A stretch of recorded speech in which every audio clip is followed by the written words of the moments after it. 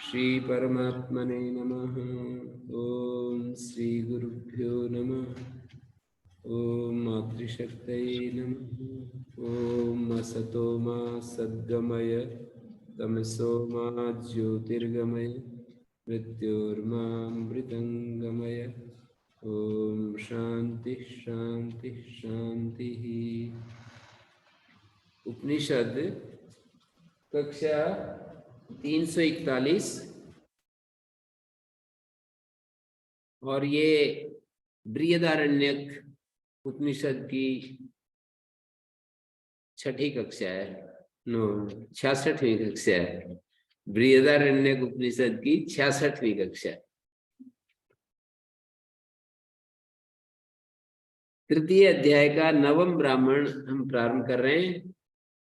तीसरे अध्याय का 9वां ब्राह्मण विदग्ध साकल्य के प्रश्न हैं और याज्ञवल्क्य के उत्तर है।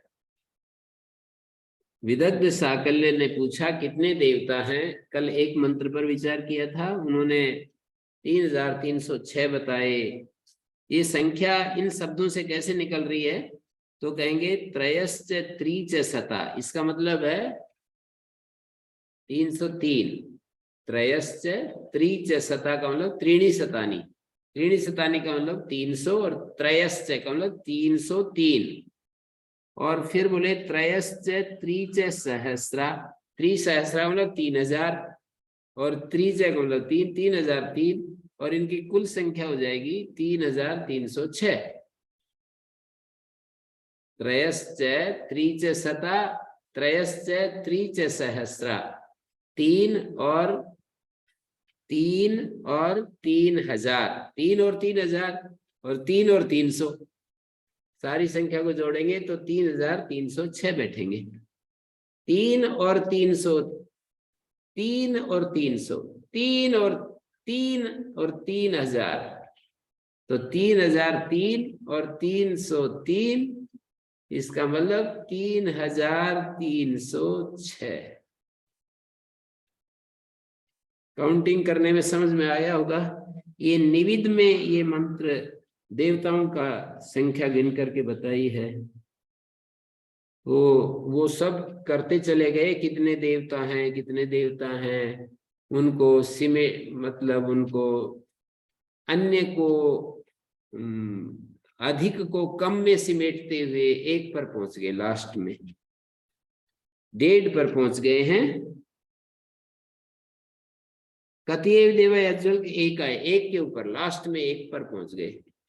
एक तो वही है परमात्मा देव। कतमे थे उनके संख्य विषय प्रश्न है, अब उनको खुलासा करके बताएंगे। स उवाच महिमान एषाम एते। ये जितने भी हैं ये महिमाना एषाम। महिमाना विभूत एषाम त्रयस्त्रिंशताम देवानाम। ये जो 33 देवता हैं त्रयस्त्रिंशताम देवानाम। एते त्रयश्च त्रीच शता त्रयश्च त्रीच सहस्रा। ये सारे के सारे महिमा हैं। महिमाना एव एतेषाम एते एषाम एते। एते माने ये जो 3306 गिनाए ना, ये इनकी महिमा है। किनकी महिमा है तो ये बतला दिया, इनकी महिमा है। अर्थात ये जो 33 देवता हैं इनकी महिमा है। 33 देवताओं की ये 3306 महिमा है।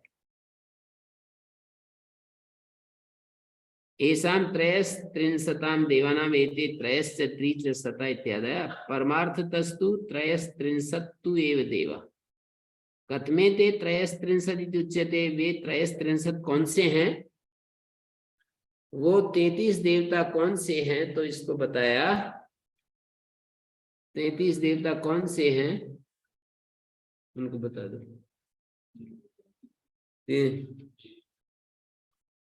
33 देवता कौन से हैं तो इसको बता रहे हैं कि देखो, अष्टौ वसवा, 11 रुद्रा, 12 आदित्य, ते एकत्रिंशत् इंद्रश्च प्रजापतिश्च त्रयस्त्रिंशौ इति। त्रयस्त्रिंशौ इति माने 32वां और 33वां। 32वां और 33वां त्रयस्त्रिंशौ। एक होते हैं कोऑर्डिनल नंबर्स और एक ऑर्डिनल नंबर्स। गणित में दो तरह की संख्याएं होती है, 1 2 3 4 5 6, और पहला दूसरा तीसरा चौथा पांचवा छठा, इस तरह से त्रयस्त्रिंशौ। जैसे हम कहें पंचदश है, इसका मतलब 15वां, और पंचदश विसर्ग रहित होगा तो पंचदश का अर्थ होता है 15। पंचदश का अर्थ होता है 15वां। तो त्रयस्त्रिंशौ इति, इसका मतलब यह है, त्रयस्त्रिंशौ का अर्थ होता है कि 33वें। त्रयस्त्रिंश तो 33वें को कहते, पर दो संख्या द्विवचन में डाले है ना, त्रयस्त्रिंशौ, तो द्विवचन में डालने के कारण 32वां और 33वां दोनों को त्रयस्त्रिंशौ कह दिया। एक होना चाहिए वैसे तो त्रयस्त्रिंश होना चाहिए। त्रयस्त्रिंश का मतलब 33वां, लेकिन दो कह दिए, 33 में दो कैसे हो सकते हैं? तो उसके नजदीक वाले को 32वें को भी कह दिया।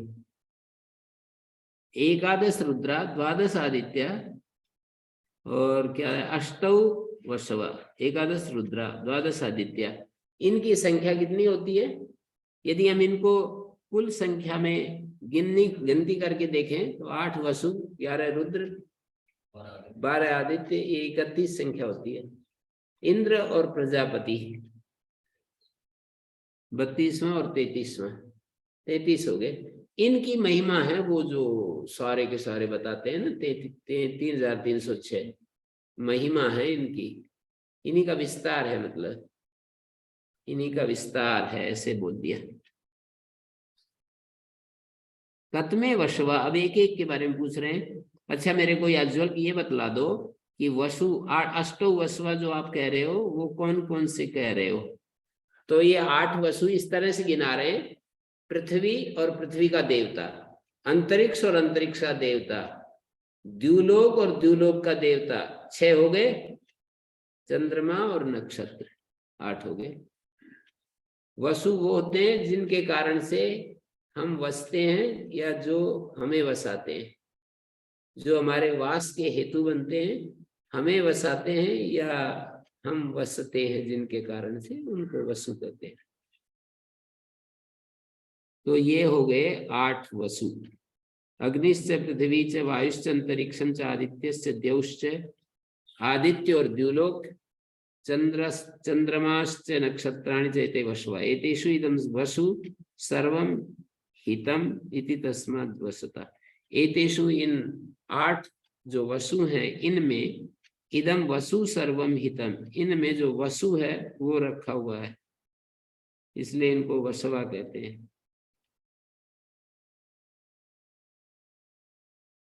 तो ये वसु हितम का मतलब ये होता है, तीसरे मंत्र में ये बतलाया कि प्राणिनाम कर्म फलाश्रयत्वेन कार्यकरण संघात रूपेण तन निवासत्वेन च विपरिणमन्तो जगदिदं सर्वं वासयन्ति वसन्ति च तस्माद् वासयन्ति तस्माद् वसा। सारे जगत को बसा रहे हैं इसलिए इनको वसु कहते हैं।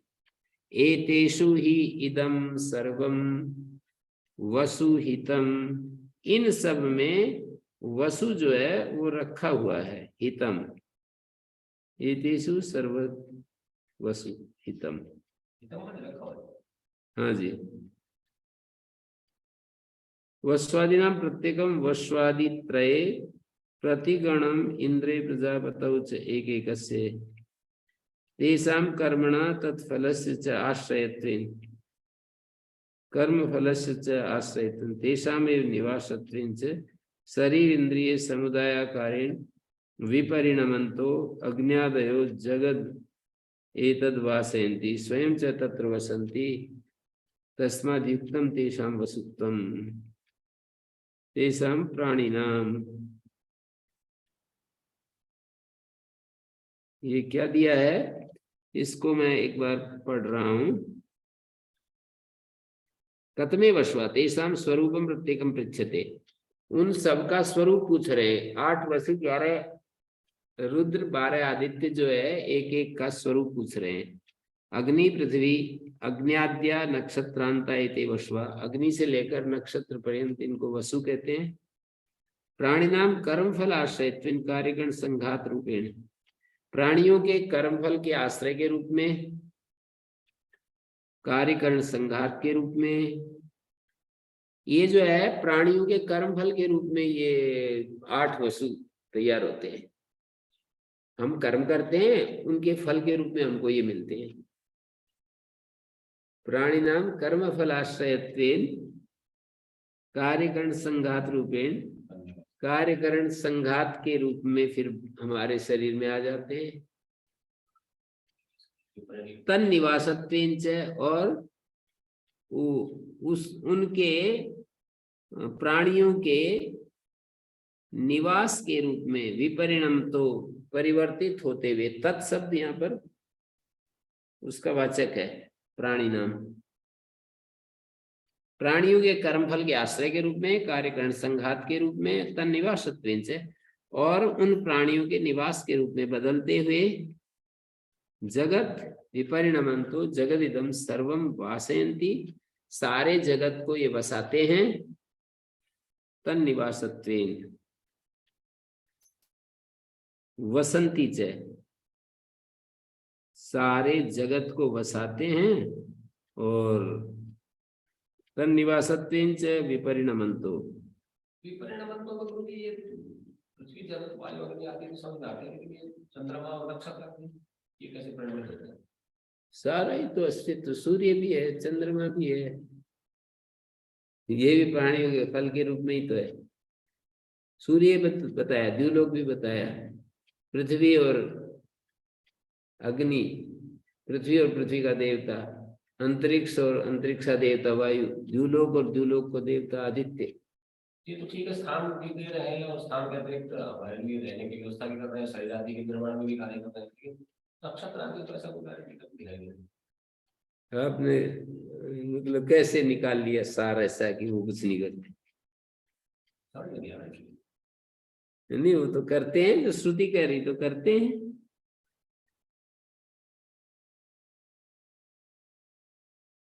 तो यहाँ पर तन निवासत्वेन का मतलब तेषाम एव निवासत्वेन, तेषाम प्राणिनाम कर्मणा तत्फलस्य च आश्रयत्वेन, प्राणियों का कर्म और कर्म फल का आश्रय इन वसुओं में निहित है। और फिर दूसरे स्तर पर तेषामेव निवासत्वेन शरीर इंद्रिय समुदाय आकारेण विपरिणमन्तो, उनके ही प्राणियों के निवास के रूप में शरीर इंद्रिय समुदाय आकार में बदलते हुए, अग्न्यादयो, ये अग्नि आदि ही इसके रूप में बदल रहे हैं। जगत एतद् वासयन्ति स्वयं च तत्र वसन्ति, इस जगत को वसाते हैं और स्वयं भी वसते हैं, वहां रहते हैं। ये वसु है ना, 8 जो वसु हैं, इस जगत को वसाने में कारण बनते हैं और स्वयं भी वस रहे हैं, स्वयं भी रह रहे हैं। बस रहेगा मतलब स्वयं भी रह रहे हैं, इसलिए इनको वसु कहते हैं। तेषां वसुत्वम, ये ते यस्माद् वासयन्ति तस्माद् वसा, क्योंकि वे वसाते हैं, प्राणियों को वसा रहे हैं।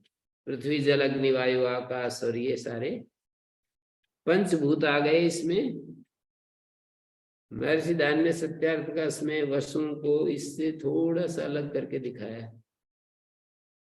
पृथ्वी जल अग्नि वायु आकाश पंचभूत, और सूर्य चंद्रमा और नक्षत्र, इस तरह से दिखाए। पृथ्वी जल अग्नि वायु आकाश पंचभूत, सूर्य चंद्रमा नक्षत्र। चंद्रमा नक्षत्र तो उन्होंने भी ले लिए। यहाँ जैसे जल छूट गया इस स्थिति के अंदर। पृथ्वी जल, आकाश में नहीं वहां अंतरिक्ष आ गया ना, और वायु आ गया। पृथ्वी जल अग्नि वायु आकाश, अपनी पृथ्वी में देवता हो गया, एक जल ही छूट रहा है। पृथ्वी जल अग्नि वायु आकाश पंच महाभूत, सूर्य चंद्रमा और नक्षत्र।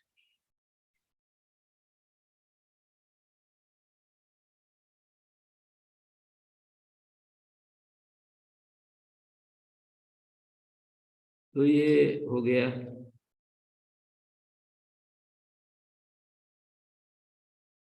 रुद्र कौन से हैं ये पूछ रहे हैं।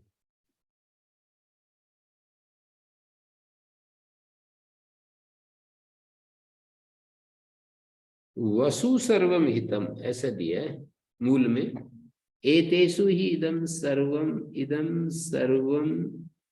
वसु हितम।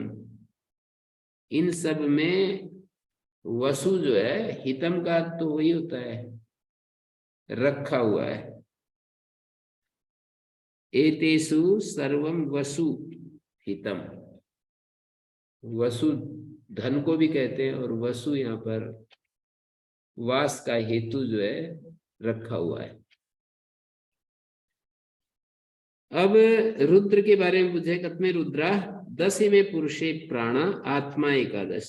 हितम को मुझे वसु से क्यों जुड़ा है जी, हितम को वसु से क्यों जुड़ा है? एते वस्वा एतेषु ही इदम सब हितम, इसमें ये सब कुछ रखा हुआ है, सब कुछ बना सृष्टि। एतेषु इदम सर्वम हितम, एतेषु इदम सर्वम वसु हितम, ऐसा है ना, वसु सर्वम हितम। कैसा अनुवाद किया है? इस पंक्ति का अनुवाद क्या किया है हिंदी वाले ने? नक्षत्राणि चैते वश्वा एतेषु इदम। इन्हीं में ये सब जगत नहीं है सर, हैं? इन्हीं में ये सब जगत नहीं है, ये वसु है, इन्हीं में ये सब जगत नहीं है। एतेषु ही इदम सर्वम वसु हितम। वसु का जगत कर दिया। एते वस्वा यहाँ तक तो एक बात हो गया, नक्षत्राणि के नहीं, एते वसुआ तो ठीक हो गया। एतेषु वसुषु इदम वसु सर्वम हितम। सर्वम जगत हितम, वसु का फिर जगत कर रहे होंगे वास का हेतु होने से। वसु का कुछ तो अर्थ होना चाहिए ना।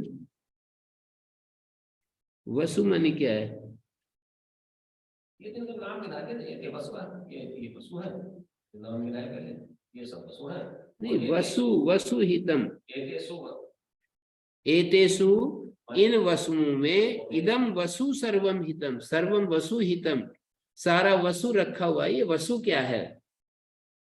इनमें ये वसु रखा हुआ है। ऐसा कैसे बोल रहे हो? नहीं, एतेषु का मतलब इन वसुओं में, इदम वसु हितम, सर्वम वसु हितम। आप ये पंक्ति आपके में है या नहीं, ये मुझे पता नहीं चल रहा है।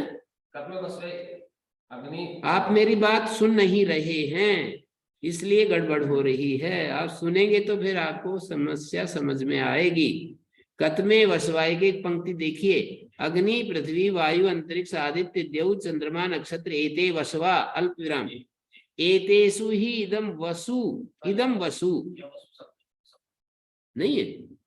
अच्छा, इसमें है नहीं आपके? एतेषु ही इदम सर्वम हितम। अच्छा, इसमें वसु शब्द, इसीलिए तो मैं कह रहा था कुछ न कुछ चक्कर है। एतेषु ही इदम वसु हितम, दूसरी पुस्तक में भी देख सकते हैं हम। एतेषु ही इदम सर्वम हितम, नवा ब्राह्मण 3:9, बृहदारण्य 3:9।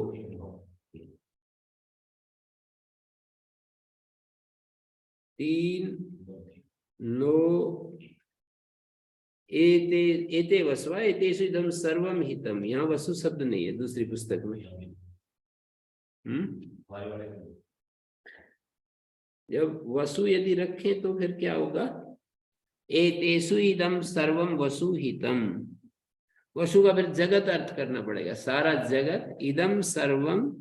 यहाँ इसको मुझे हास्य में भी कर चलेगा, परिणाम तो जगत एकदम सर्वम हास्य।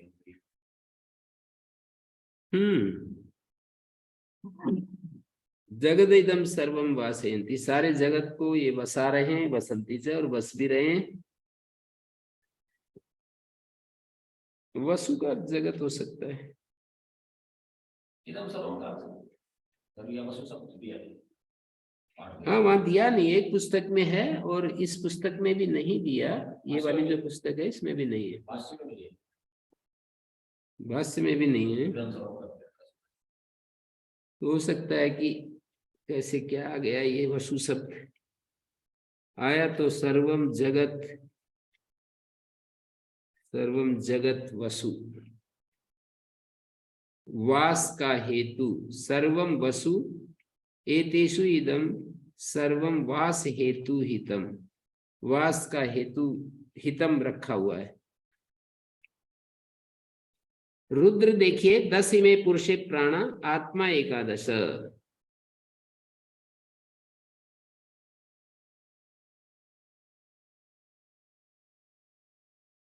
अब देखिए यहां पर आत्मा का क्या अर्थ है।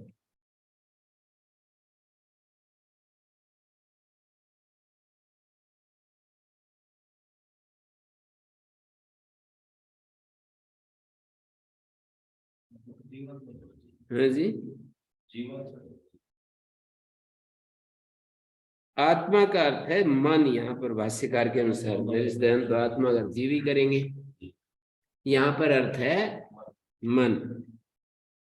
कथमे रुद्रा 10वें पुरुषे कर्म बुद्धि इंद्रियाणि प्राणा, कर्म बुद्धि इंद्रियां, पुरुष में 10वें पुरुषे, पुरुष में ये जो 10 कर्म बुद्धि और इंद्रियां, इंद्रियाणि प्राणा आत्मा मन एकादश, एकादशानां पूर्ण,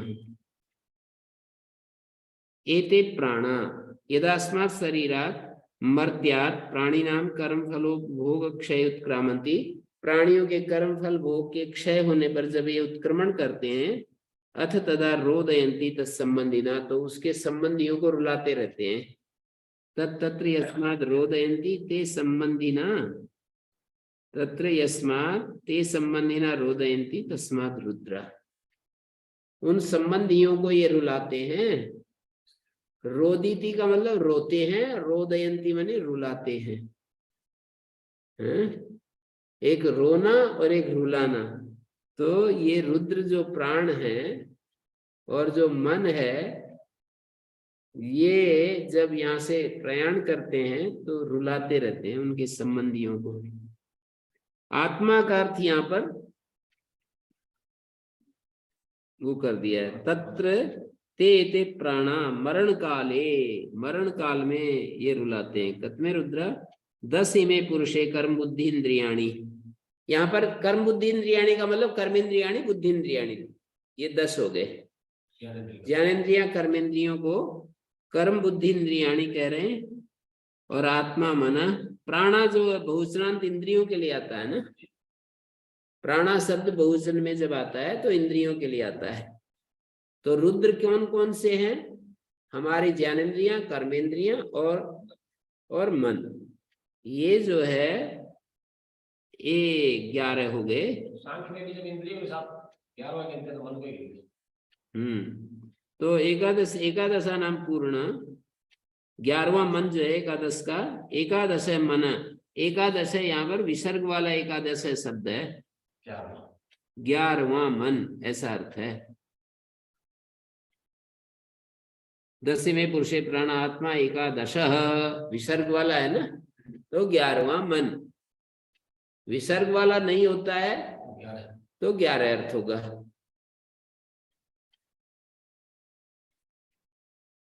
एकादश ते यदा अस्मात् शरीरात् मर्त्यात् उत्क्रामन्ति, वे जब इस शरीर से उत्क्रमण करते हैं, अथ रोदयन्ति, तब ये रुलाते हैं। हैं?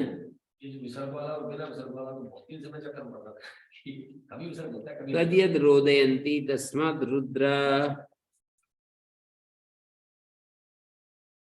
कतमा आदित्य इति, कौन से आदित्य हैं? अब आदित्य को बता रहे हैं। 12 वै मासा 12 महीने संवत्सर से एते आदित्य, संवत्सर के जो 12 मास हैं इनको आदित्य नाम से कहते हैं। एते इदम सर्वम आददाना यंती, सब कुछ को लेते हुए, यंती माने चल रहे हैं। ते यदिदम सर्वम आददाना यंती, वे सब कुछ लेते हुए चलते हैं। तस्माद आदित्य, इसलिए इनको आदित्य कहते हैं। सब कुछ लेते हुए चल रहे हैं इसलिए इनको आदित्य कहते हैं। प्राणिनाम आयुंसी कर्म फलम च आददाना गृह्णन्ता उपाददतो यंती गच्छन्ति।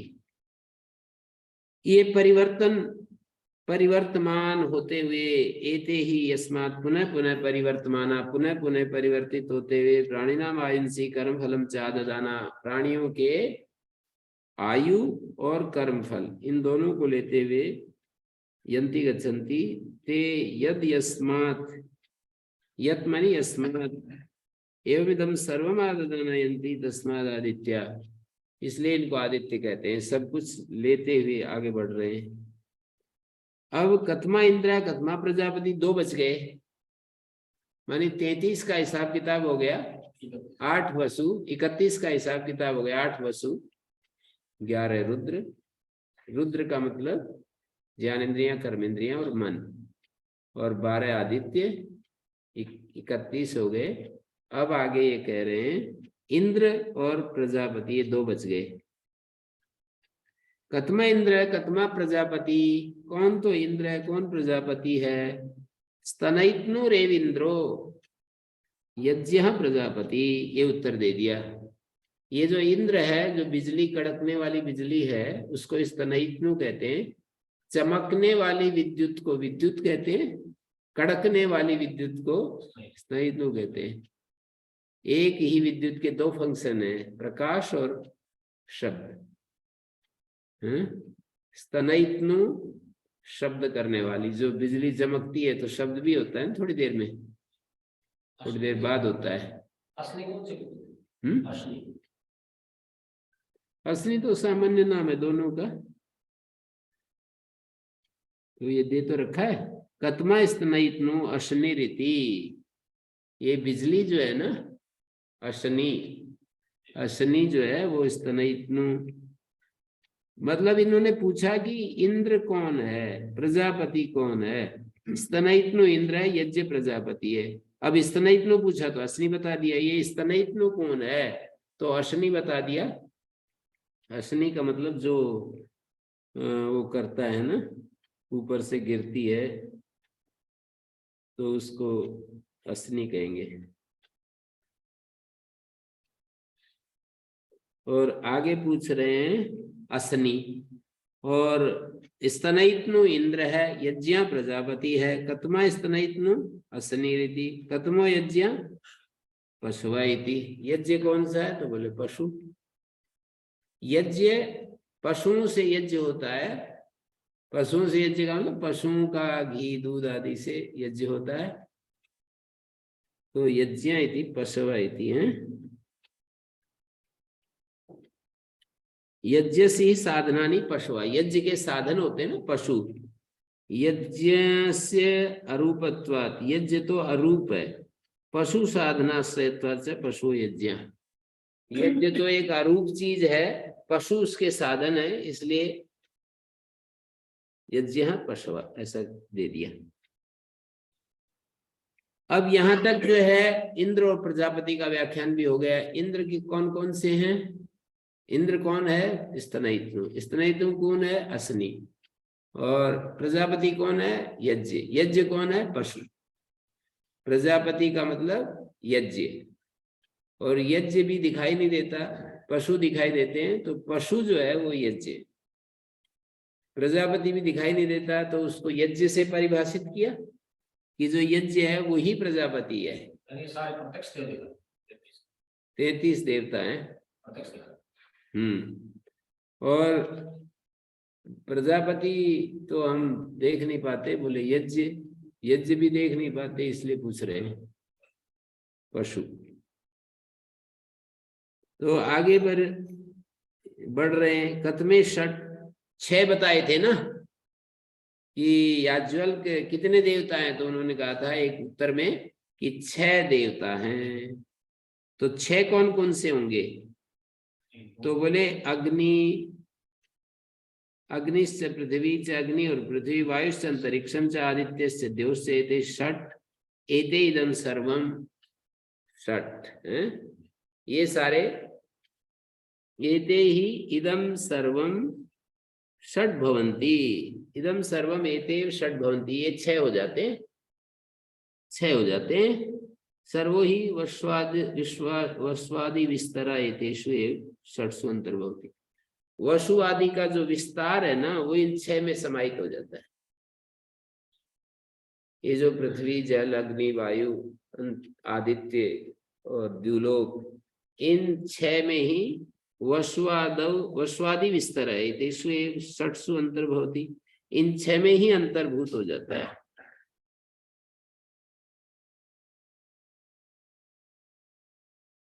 तो आगे षट् भवन्ति। अब 6 के बाद पूछे कथमे ते त्रयो देवा, एक ये भी पूछा था कि कितने देव हैं, तो उत्तर में दिया था 3 देवता। अब वो पूछ रहे हैं कि 3 देवता कौन से हैं, तो बोले 3 लोग ही तो 3 देवता हैं। कथमे ते त्रयो देवा इमे एव त्रयो लोका, ये जो 3 लोक है ना, पृथ्वी लोक, अंतरिक्ष लोक, द्युलोक, ये इनमें वो आ जाते, इन लोकों में अग्नि वायु आदित्य आ जाते हैं, समाहित हो जाते हैं। फिर उन्होंने कहा कतमौ तौ द्वौ देवौ, वो 2 देव कौन कौन से हैं? 2 देवताओं की भी बात आई थी। तो बोले अन्नम चय प्राणस्य, अन्न और प्राण, रई और प्राण भी कहते हैं इनको। अन्न मानी भोग्य, इसी को रई कहा है प्रश्नोपनिषद में, और प्राण मानी भोक्ता। ओम गुरुजी, हाँ जी, ये 6 का वर्णन पहले तो नहीं आया था गुरुजी कि वो नहीं एक पूछा था कितने देव, बोले 6, ऐसे प्रश्न उत्तर में बताया था। कितने देव, तो जैसे पूछ रहे थे ना, सबसे पहले में 3,306 बताया, कति देवा 33 बताए, कति देवा 6 बताए, 33 को 6 में ले आए, कति देवा 3 बताए, कति देवा 2 बताए, कति देवा 1.5 बताया, कति देवा 1 बता दिया आखिरी में। अच्छा, परमात्मा एक देव। 33 को 6 में भी लेके आए थे क्या गुरुजी? क्या 33 को 6 में लेके आए थे? 33 को 6 में ले आए। अच्छा अच्छा, जी जी जी, मैं देख रहा हूँ जी गुरुजी। 33 जो था उसका संकोच 6 में कर दिया। 3 लोग और 3 उनके देवता। 3 लोग और 3 उनके देवता, फिर 3 में 3 लोग में सब कुछ आ गया। 3 लोग 6 को जो है 3 में ले आए, 3 को 2 में ले आए, रई और प्राण, भोग्य और भोक्ता। एक भोक्ता है, एक भोग्य है। 1.5 वाला समझ में नहीं आ रहा। ऐसे तो बहुत सारी चीजें नहीं आ रही हैं आपको। एक आगे जो है, आगे बता रहे हैं कदमो अध्यर्था योयम पवते, ये है ना। अध्यर्थ देव कौन सा है, तो उत्तर दिया योयम पवते। कतमा अन्नम चय प्राणस्य तो 2 देवो अनयो सर्वेशा मुक्तानाम अंतर्भाव। अन्न और प्राण में 2 में सबका अंतर्भाव हो गया। 33 का आखिरी में जाकर, जैसे 3 का, तीनों लोगों का 2 में अंतर्भाव हो गया। अन्न और प्राण, रई और प्राण, प्राण मानी भोक्ता, अन्न मानी भोग्य, भोक्ता और भोग्य में अंतर्भाव हो गया। तो फिर ये आया कथमे ते त्रयो देवा त्रयलोका पृथ्वीम अग्निम च एकीकृत एको देवो अंतरिक्षम वायुम च एकीकृत द्वितीयो देव दिवम आदित्यम च एकीकृत तृतीय। पृथ्वी और अग्नि को एक करके तो एक देव हो गया, अंतरिक्ष और वायु को एक करके, अंतरिक्ष और वायु को एक करके क्या हो गया, वायु को एक करके द्वितीयो, और दिवम और आदित्यम से एकीकृत तृतीया, तैव त्रयो देवा है। एषु हि अस्मात् त्रिषु देवेषु सर्वे देवा अंतर्भवन्ति तेनैतेव देवात्रया, यही तीन देव हैं। नैरुक्ता नाम केशांचित पक्षा कथमो तो द्वौ देवो अन्नम च प्राणस्य तो द्वौ अनयो सर्वेषां उक्तानाम अंतर्भाव कथमोध्यर्दा योयम पवते वायु। जो वायु बह रहा है, चल रहा है, प्राण, ये अध्यर्थ है। अध्यर्थ कैसे नाम है? है जी, एक दो तीन तो आगे डेढ़ कैसे?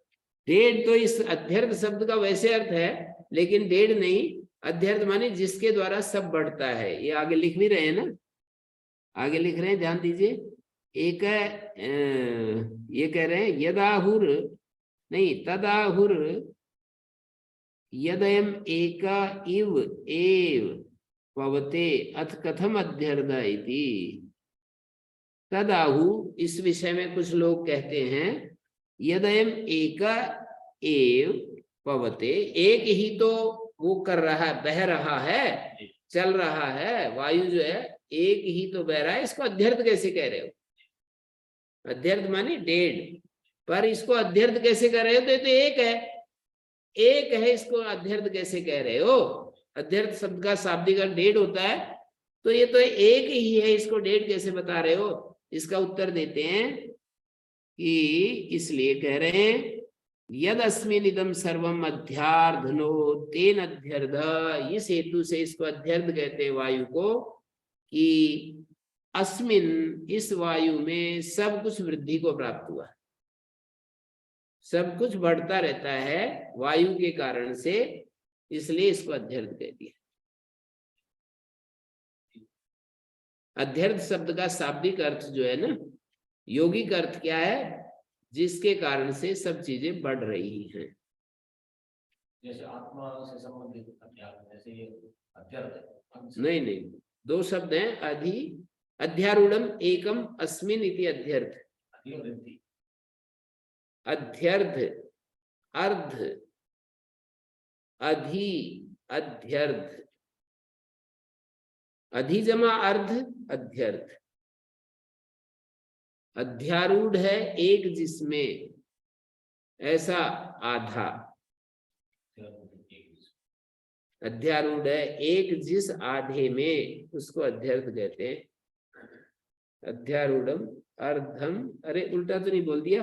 अध्यारूढ़म अध्यारूढ़म अर्धम यस्मिन यस्मिन एकस्मिन, माने अध्यारूढ़ आधा है जिस एक में।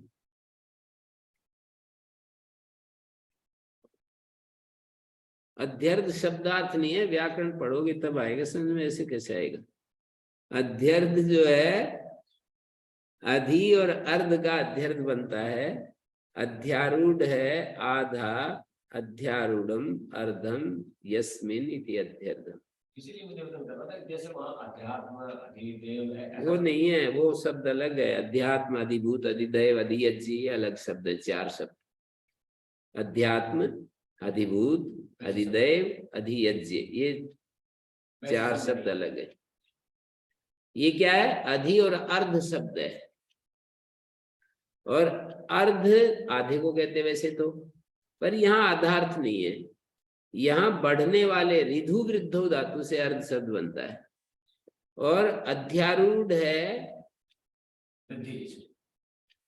अध्यारूढ़ है अर्धम, अध्यारूढ़म अर्धम यस्मिन, वो अध्यर्थ जिस एक में आधा अध्यारूढ़ है। सब कुछ वृद्धि को प्राप्त हो रहा है, सब कुछ वृद्धि को प्राप्त हो रहा है, वो अध्यर्थ जिसमें, तो वो अध्यर्थ है। अब वो दिया भी है भाष्यकार ने, देखो तत्र आहु चोदयंती यदयं वायुरेक एका इव इव एका एव पवते, वायु तो अकेला बह रहा है, तत् कथम अध्यर्थ यदस्मिन इदम सर्वम अध्यार्धनोत, इसमें सब कुछ वृद्धि को प्राप्त हो रहा है। अस्मिन वायु सती इदम सर्वम अध्यार्धनोत, वायु के होने पर ही अधि माने अधिकम वृद्धिम प्राप्नोति तेन अध्यर्थ। अधि माने अधिकम वृद्धिम प्राप्नोति। कथमा एको देवा, अब लास्ट में पूछा कि ये एक देव कौन है? उत्तर दिया प्राण, स प्राणो ब्रह्म, वो प्राण ब्रह्म है सबका। ब्रह्म सूत्र में प्राण का अर्थ ब्रह्म होता है। स प्राणो ब्रह्म सर्व देवतात्मकत्वाद महद ब्रह्म, वो सब देवता स्वरूप होने से उसको महद ब्रह्म कहते हैं। तेन महत्वेन स ब्रह्म त्यदिति चक्षते, उस महत्व को लेकर के ब्रह्म को त्यत कहते हैं। त्यदिति तद ब्रह्म आचक्षते, और त्यत से उस ब्रह्म को कहते हैं परोक्ष अभिधानेन शब्देन। त्यदिति तद ब्रह्म आचक्षते, त्यत कह करके वह ब्रह्म कहा जाता है परोक्ष अभिधायकेन, परोक्ष अभिधायक के द्वारा। और देवानाम एतद एकत्वम नानात्वम से, देवों का ये एकत्व और नानात्व बता दिया। अनंतानाम देवानाम निवित संख्या विशिष्टेषु अंतर्भाव, अनंत जो देव हैं निवित संख्या में जो पढ़े हैं वो उन सब का निवित संख्या विशिष्टेषु, अनंत देवों का पहले निवित संख्या में अंतर्भाव, उनका भी 33 में अंतर्भाव। उत्तरोत्तर यावद एकस्मिन् प्राणे प्राणस्यैव च एक सर्वो अनंत संख्या तो विस्तार, एक प्राण का ही अनंत संख्या में विस्तार है। प्राण का मतलब परमात्मा देव, सबका जो प्राण है, सबको शक्ति दे रहा है, सबको सहाय दे रहा है। प्राण जो है ना, सबके लिए जो प्राण बना हुआ है। सर्व अनंत संख्या तो विस्तार एवं एकश्च अनंतश्च अवांतर संख्या विशिष्टश्च प्राण एव, ये प्राण ही है एक, चाहे एक बताओ चाहे अनंत बताओ चाहे अवांतर संख्या विशिष्ट बताओ, प्राण ही है सर्वरूप। तत्र च देवस्य एकस्य नाम रूप कर्म गुण शक्ति भेदो अधिकार भेदात्, उस एक ही देव का नाम भेद, रूप भेद, कर्म भेद, गुण भेद, शक्ति भेद, अधिकार भेद से ये सब होगा। इदानीं तस्य प्राण से ब्रह्मणा पुनरष्टधा भेदा उपदिश्यते, उस प्राण ब्रह्म का ही 8 भेद और बता रहे हैं। क्या क्या? 10वां मंत्र है पृथ्वी एव यस्य आयतनम अग्निर्लोको मनो ज्योति यो वै तम पुरुषम विद्यात् सर्वस्यात्मना परायणम स वै वेदिता स्यात् याज्वल्क वेदवाहम तम पुरुषम सर्वस्यात्मना परायणम यम अथ य एवं शारीरा पुरुषः स एष वदेव शाकल्य तस्य का देवता अमृतमिति होवाच। उसके 8 भेद बता रहे हैं। अब जो एक प्राण है उस ब्रह्म के ही अष्टधा भेद का उपदेश कर रहे हैं। पृथ्वी एव यस्य आयतनम, यस्य का मतलब परमात्मा देव, जो प्राण देवता जिसको बतलाया, उस प्राण देव का पृथ्वी आयतन है। पृथ्वी आयतन रूपेण कल्पिते, पृथ्वी को आयतन बता दिया। अग्निर्लोका, और अग्नि को लोक के रूप में, चक्षु के रूप में कल्पित कर रहे हैं। मनो ज्योति, और मन को ज्योति के रूप में। यो वै तम पुरुषम, जो उस पुरुष को, प्राण पुरुष को, जो उस प्राण पुरुष को, पुरुष का अर्थ विशेष विशेष आकार में स्थित जो चेतन है ना, यस्य से जिसको कहा, यस्य से जिसको कहा उसी को तम पद से कह रहे हैं। यस्य से जिसको कहा उसी को तम पद से कह रहे हैं।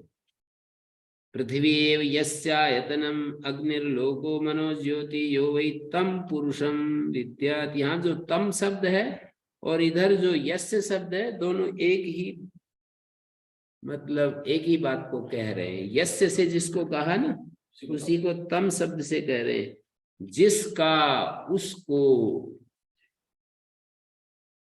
थोड़ा सा मंत्र कठिन है पर विचार करने से समझ में आ जाता है। पृथ्वी एव यस्य आयतनम, पृथ्वी जिस प्राण का आयतन है, पृथ्वी जिसका आयतन है, प्राणदेव का आयतन माने आश्रय। जैसे पानी का आयतन बाल्टी हो, घड़ा हो, तो आश्रय कहा जाएगा। पानी का आश्रय क्या है? घट है, घट। तो पृथ्वी यस्य आयतनम अग्निर्लोको मनोज्योति यो वै तम पुरुषम विद्यात् सर्वस्यात्मना परायणम।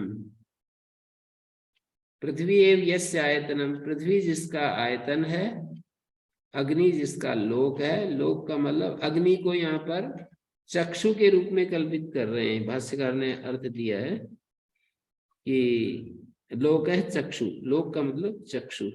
लोकयति अनेन इति लोक, पश्यति इति अग्निना पश्यति। कह पश्यति? देव। देव जो है चक्षु के द्वारा देखता है, अग्नि के द्वारा देखता है, चक्षु के द्वारा देखता है। लोकयति अनेन इति लोक, पश्यति इति अग्निना पश्यति इत्यर्थ। मनोज्योति मनसा ज्योतिषा संकल्प विकल्प आदि कार्य करोति, यह स्वयं मनोज्योति। पृथ्वी शरीर अग्निर्दर्शनो, अग्नि दर्शन कर्ण व्युत्पन्न है, दर्शन सब। मनसा संकल्पयिता पृथ्वी अभिमानी कार्यकरण संघातवान देवा इत्यर्थ। पृथ्वी जिस प्राण का आयतन आश्रय है और अग्नि चक्षु है, मन ज्योति है,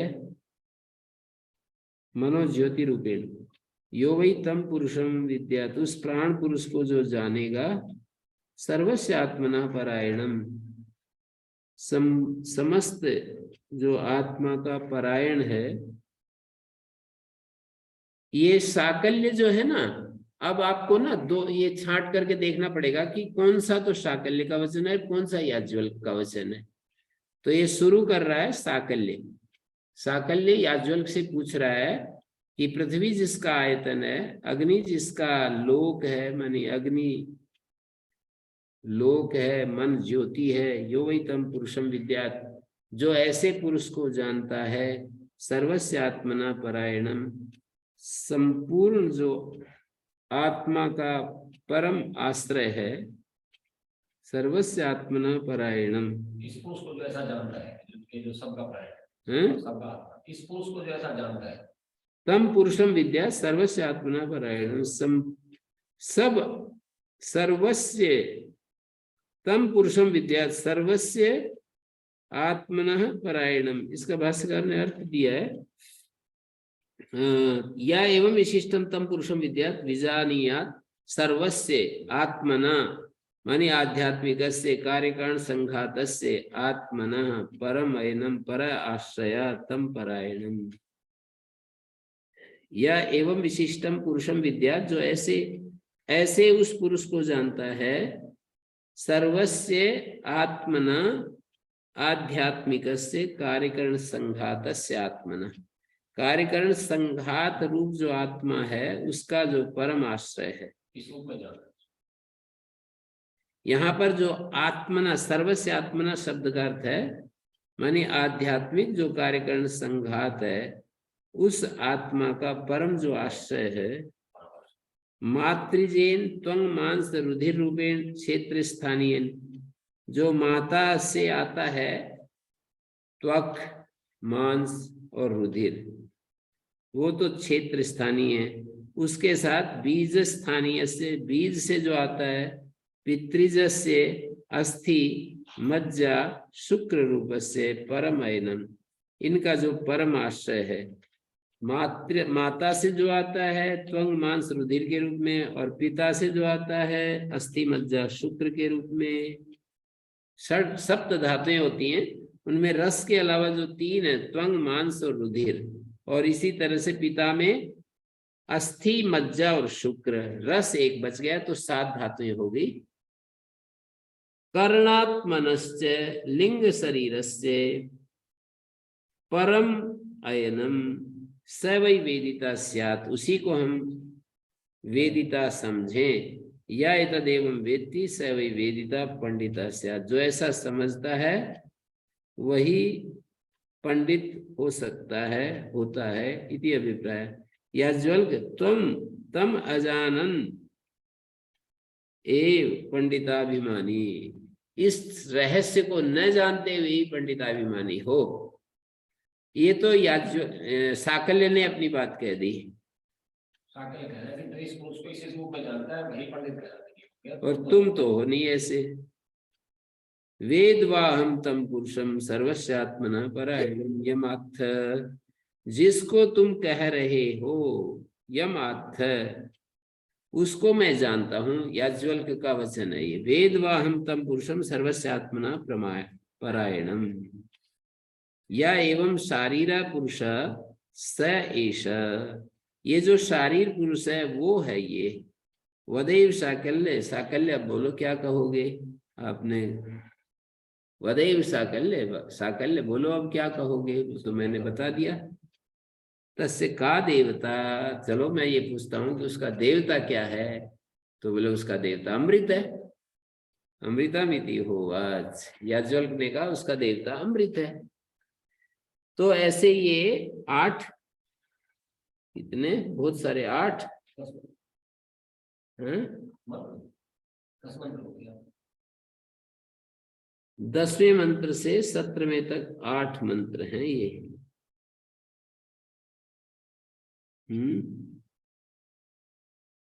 10वें तक 8 मंत्र हैं ये। अब इन 8 मंत्रों में पहले मंत्र में पृथ्वी यस्य आयतनम, हर मंत्र में याज्ञवल्क्य से ये जो विदग्ध साकल्य है वो इसी भाषा में पूछता जा रहा है।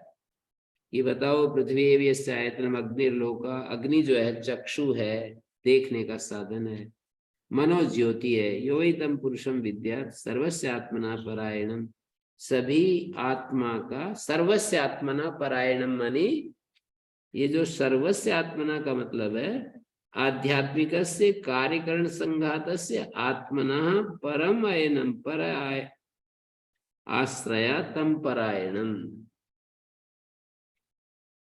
माने सर्वस्य आत्मना आध्यात्मिकस्य कार्यकरण संघातस्य, कार्यकरण संघात का, सर्वस्य आत्मना कार्यकरण संघातस्य, ये जो आध्यात्मिक है कार्यकरण संघात रूप जो आत्मा है, कार्य और करण का संघात को यहाँ आत्मा कह रहे हैं। स्थूल शरीर और सूक्ष्म शरीर, कार्यकरण संघात का जो आत्मा है उसको सर्वस्य आत्मना परायणम, सारे आत्मा का जो परम आश्रय है, तो उसको कर्णात्मनस्य लिंग शरीरस्य परम अयनम सवै वेदिता स्यात्, वो उसको हम कहेंगे कि ये वेदिता है। या इदम वेत्ति सवै वेदिता पंडिता स्यात्, जो ऐसा जानता है वो पंडित होगा। तो याज्ञवल्क्य तुम तम अजानन पंडिताभिमानी, तुम तो उसको जानते नहीं हो फिर भी पंडिताभिमानी अपने को कह रहे हो। यदि उसके जानने में पांडित्य प्राप्त है, किसी के द्वारा पांडित्य, यदि तद विज्ञाने पांडित्यम लभ्यते केनचित्, तो बताओ। याज्ञवल्क्य कहता है वेद व हम तम पुरुषम सर्वस्य आत्मना परायणम, जो सब आध्यात्मिक संपूर्ण जो कार्यकरण संघात का जो आश्रय है ना, आत्मना कार्यकरण संघात का आश्रय। अब इन्हीं शब्दों से महर्षि दयानंद ने जहां जहां भी आत्मा शब्द आया जीवात्मा लेकर के और सबका आश्रय वो परमात्मा, इस तरह से व्याख्या कर दी है। कोई ऐसी ज्यादा झंझट बड़ी बात नहीं है। इन्हीं शब्दों में से एक एक शब्द का अर्थ उन्होंने वैसा समझा और वैसा अर्थ कर दिया, अपनी बुद्धि से निष्कर्ष जो निकाले ना, कि आत्मा जो है एक स्थिर तत्व है और उसका आश्रय वो परमात्मा है। आत्मा शब्द का अर्थ भी महर्षि दयानंद प्रसंग के अनुसार परमात्मा भी लेंगे और जीव संसारी भी लेंगे, पर एक अलग सत्ता मानते हैं। निर्भ्रांत रूप से मुझे तो बिल्कुल इनका ये जो यहाँ पर जो उपनिषद में जिस तरह से वो देखा गया है ना, दोनों आचार्यों ने जो देखा है, मतलब यहाँ आत्मा का अर्थ जो अद्वैत की व्याख्या कर रहे हैं ना, तो यहाँ कोई दूसरा आत्मा होता नहीं है, ये मान लिया गया अन्यत्र व्याख्या कर।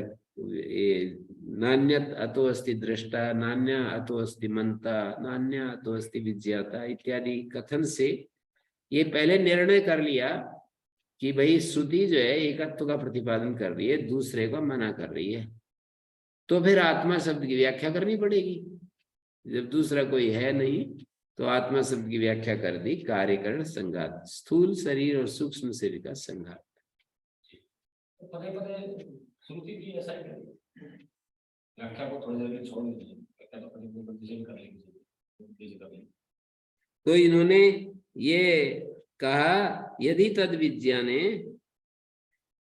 तद विज्ञाने पांडित्यम लभ्यते केनचित् वेद्वाहम तम पुरुषम सर्वस्य आत्मना परायणम। याज्जुल कहता है मैं जानता हूं वो जो सब का आश्रय है ना, सर्वस्य आत्मना का मतलब कार्यकरण संघात का सीधा अर्थ है सर्वस्य आत्मना परायणम, कार्यकरण संघात का जो आश्रय है उसको मैं जानता हूं।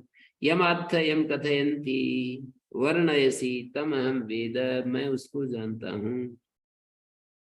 तत्र साकल्य से वचनम द्रष्टव्यम, मध्य में फिर साकल्य का वचन आ गया। यदि तुम वेत्थ तम पुरुषम ब्रूहि किन विशेषण वसो, यदि उस ब्रह्म को उस यदि तुम वेत्थ तम पुरुषम, यदि उस पुरुष को तुम जानते हो, वेत्थ किम विशेषण वसो, तो बतलाओ किस विशेषता वाला है वो। सुनो यद विशेषण से, अब वो याज्जुल कहता है कि सुनो वो किस विशेषण वाला है। या एवं शारीरा पार्थिवान से शरीर व्यवहार शारीरो मातृज कोशत्रय रूपा, ये जो शारीर है ना पार्थिवंश में शरीर में होने वाला जो शारीर, मातृज कोशत्रय रूपा, माता के 3 कोशों वाला, स ऐसा देव यस्तया पृष्ठो हे साकल्य, वही वो देव है जो तुमने पूछा है। किंतु अस्ति तत्र वक्तव्यम, याज्वल कहता है कि फिर भी कुछ कहना, विशेषणांतरम तद्वदेव प्रच्छेवति, हे साकल्य पूछो। तत्र वक्तव्यम विशेषणांतरम, जो उससे भिन्न एक विशेषण है ना उसको कहना है। तद्वदेव पृच्छेव, तो उसको बोलना है, पूछना है। सैवं प्रक्षोभितो अमर्ष वशगाह, ऐसे ही उसको प्रक्षोभित कर दिया, अमर्ष को प्राप्त हो गया, एकदम से तमा गया। तोत्र आदि गज, जैसे तोत्र से अर्धित गज होता है ना, जैसे उसको अंकुश प्रहार करते हैं तो गज में चेतना आ जाती है। तस्य देवस्य शारीरस्य का देवता यस्मान् निष्पद्यते यह सा तस्य देवता इत्यस्मिन् प्रकरणे विवक्षितम्। उस देव का शारीरस्य देवस्य का देवता ये बताओ। मातृज कोशत्रय परक जो शारीर जो देव है ना उसका क्या देवता है। यस्मान् निष्पद्यते यह सा तस्य देवता, जिससे जो उत्पन्न होता है वो उसका देवता है। यस्मान् निष्पद्यते यह सा तस्य देवता, जिससे जो निष्पन्न होता है, यस्मात् निष्पद्यते या जो निष्पन्न होता है वह तस्य देवता यस्मिन् प्रकरणे विवक्षितम्। अमृतमिति उवाच, अमृतमिति यो भुक्तस्य अन्यस्य रसो मातृजस्य लोहितस्य निष्पत्ति हेतु। वो अमृत जो बोला तो कहते हैं जो भुक्त खाए हुए अन्न का जो रस है, मातृज लोहितस्य निष्पत्ति हेतु तस्मात् अन्न रसात् लोहितम निष्पद्यते। उस अन्न रस से स्त्री में लोहित वर्तमान होता है, लोहित निष्पन्न होता है और उसके आश्रय से रहता है। ततस्य लोहितमयम शरीरम बीज आश्रयम, ये जो लोहितमय शरीर है ये बीज का आश्रय बनता है। समान मन्यत पितृज बीज आश्रयम, माने ये लोहितमयम शरीरम बीज आश्रयम पितृ बीज आश्रयम, पितृ बीज का आश्रय। लोहिता द्वितीय पदार्थ निष्ठा तत्कार्यम त्वं मांस रुधिर रूपम बीजस्य अस्थि मज्जा शुक्रात्मक शास्त्रभूतम भवति पर्याय सप्तकम आद्य पर्याय तुल्यार्थत्व न पृथक व्याख्या अपेक्षित। तो ऐसे बता दिया कि य एव एवं शारीरा पुरुषा स एष वदैव शाकल्य तस्य का देवता अमृतम इति होवाच। उसने अमृत ये उत्तर दिया। इसी तरह सारे के सारे इन मंत्रों का व्याख्यान एक ही तरह से चलेगा। काम एव यस्यायतनम, ये पूछता जा रहा है, काम एव यस्यायतनम हृदयम लोको मनो ज्योति योगितम पुरुषम विद्या सर्वस्यात्मना परायणम, सारे कार्यकरण संघात का जो परम आश्रय है स वही वेदिता स्यात्। याज्वल्क इसको जो जाने वो वेदिता है। वेदवाहम तम पुरुषम, वो कहते हैं कि उन्होंने मतलब विदग्ध कहता है कि आपको तो नहीं पता है, तो वो याज्वल्क उत्तर देता है कि नहीं मुझे पता है। वेदवाहम तम पुरुषम सर्वस्यात्मना परायणम, सभी आत्मा का जो परम आश्रय है, संपूर्ण आत्मा का मतलब आध्यात्मिक जो कार्यकरण संघात जो आत्मा है उसका जो परम आश्रय है, जिसको तुम बता रहे हो, यही वयम काममया पुरुष स एषा, जो काममय पुरुष है वो है ये। वदैव साकल्य, साकल्य बोलो अब क्या कहोगे। तस्य का देवता, बोलूंगा कि उसका देवता क्या है, तो बोले स्त्रियां इति होवाच। जो काम है उसका देवता, उसका जो आश्रय है वो स्त्रियां हैं, ऐसे बता दिया। कामैव यस्य आयतनम हृदयम लोक, हृदय लोक है। कामैव यस्य आयतनम स्त्री व्यतिकर अभिलाषा, स्त्री व्यतिकर अभिलाषा, स्त्री से संपर्क करने की जो चाह है उसको काम कहते हैं। काम शरीर हृदयम लोको हृदयेन बुद्ध्या पश्यति, हृदय लोक मानी बुद्धि लोक है। या एवं कामय पुरुषो अध्यात्मम अभी काममय एव, ये या एवं कामय पुरुषो अध्यात्मम कामय एव तस्य का देवता स्त्रिय इति होवाच। स्त्री तो ही काम से दीप्तिर्जायते, काम में दीप्ति आती है। तो ये जो है दूसरा प्रश्न हो गया। रूपाणी एव यस्य आयतनम चक्षुर्लोको मनो ज्योति यो वै तम पुरुषम विद्यात् सर्वस्य आत्मना परायणम, सारे कार्यकरण संघात का जो परम आश्रय है सभी वेदिता स्यात्। याज्वल्क, याज्वल्क वो वेदिता होगा। वेदवा हम तम पुरुषम सर्वस्य आत्मना परायणम, यमार्थ है। या ये वसो आदित्य पुरुषा सैस, ये जो है वेदवा हम तम पुरुषम सर्वस्य आत्मना परायणम, यम अर्थ है जिसको तुम पूछ रहे हो, कह रहे हो। याज्वल्क वेद वा हम तम पुरुषम सर्वस्य आत्मना परायणम, या वसो आदित्य पुरुषा स ऐसा वदैव शाकल्य तस्य का देवता सत्यमिति हो। आंख का संबंध सत्य से होता है। तो ये सब तो हो गया है, कल चर्चा करेंगे। इसमें किसी का कुछ प्रश्न है तो पूछा जा सकता है।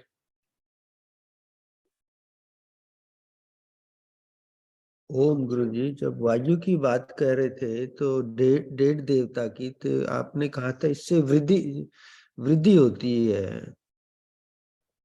जी, उन्होंने डेढ़ जो देवता शब्द अध्यर्थ शब्द जो रखा है उसका हिंदी अनुवाद डेढ़ होता है, लेकिन उसका यौगिक अर्थ में बदल दिया उसको।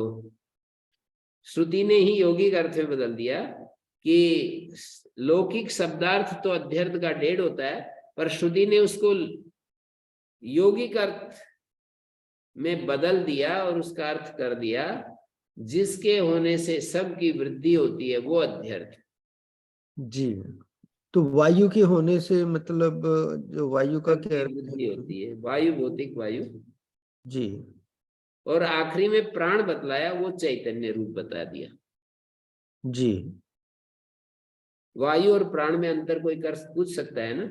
जी, तो जी, पहला तो वायु भौतिक रूप से बताया और दूसरा जो प्राण बताया वो परमात्मा रूप में चैतन्य जो पुरुष है उसका रूप जी। बता दिया। तो सब वृद्धि का कारण मतलब वायु है, ऐसा है। भौतिक वायु वो जी, तो जी, वहां पर भी रैक्व विद्या जो छांदोग उपनिषद का जो है ना 4th अध्याय, तो रैक विद्या है, तो वहां जी। पर ये सारा अस्तित्व किस में लीन होता है? संवर्ग विद्या में सारा अस्तित्व किस में लीन होता है? तो वायु में लीन होता है, ऐसे बताया है छांदोग उपनिषद में। जी जी जी गुरु जी। रैक विद्या।